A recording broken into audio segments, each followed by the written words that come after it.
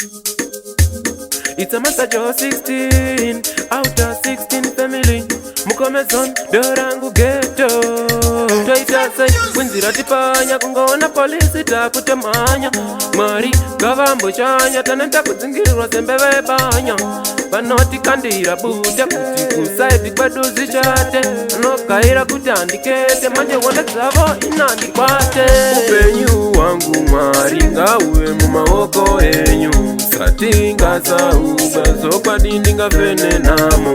Upenyu wangu Mwari, ngauwe mumaoko enyu. Satinga sauba, zokwadi ndingafene namo.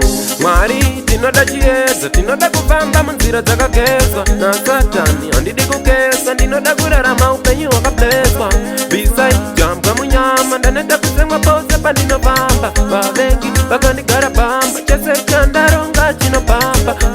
Kama vakatondiramba, devharu nditsoma kwete zvekutamba. Ndinodawo mari dzachiyangwa nezvikoza mwana akapangwa. Machi akapa, dheni akapakwa, tichidyawo mari zedu tichinakwa. Maconflict zedu tichipakwa, takuda kurarama upenyu hwakanaka.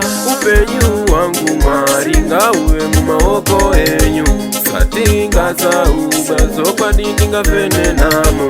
Upenyu wangu Mwari, ngauwe mumaoko enyu.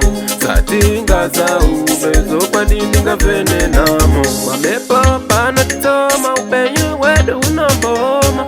Anoda tikanda mboma, tasvikirwa zedu tichirava ngoma. Takutonzi vanhu veminyama, kusungwa kwacho aiwa zvanyanya. Toita sei kwinzira tipanya, kungoona polisi takutemanya. Mwari gavambo chanya, tanenta kudzingirirwa sembeve banya. Panoti kandira buta, kuti kusaidi kwedu zishate. Anokaira kuti andikete, manje wanda dzavo inandikwate.